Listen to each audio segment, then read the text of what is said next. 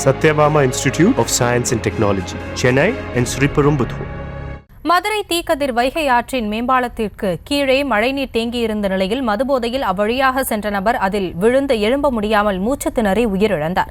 இதுகுறித்த கூடுதல் விவரங்களோடு இணைகிறார் எமது செய்தியாளர் பாலமுருகன். உயிரிழந்த நபர் யார்? விவரங்கள் என்ன? நேற்று இரவு 4 மணி நேரத்திற்கும் மேலாக மதுரை மாநகர் முழுவதும் பலத்த கனமழை பெய்தது. இதனால் அங்கங்கே தாழ்வான பகுதிகளில் தண்ணீர் தேங்கியிருந்தது.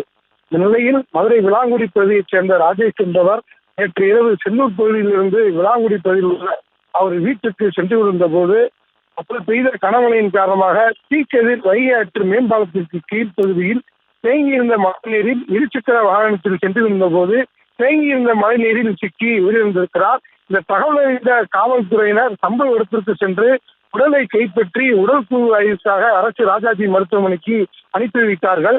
மேலும் செல்லூர் காவல்துறையினர் வழக்கு பதிவு செய்து முதற்கட்ட விசாரணை தொடங்கினர். முதற்கட்ட விசாரணையில் குடிபோதையில் இருசக்கர வாகனம் ஓட்டி வந்த போதுதான் தேங்கியிருந்த மழைநீரில் கீழே விழுந்ததில் மழைநீரில் சிக்கி எழ முடியாமல் மூச்சு திணறி இறந்துவிட்டார் என்று தகவல் வந்திருக்கிறது. இந்த மூச்சு திணறி இறந்து விட்டாரா அல்ல வேற எது காரணமா என்று செல்லூர் காவல்துறையினர் வழக்கு பதிவு செய்து விசாரித்து வருகிறார்கள். ரசனி,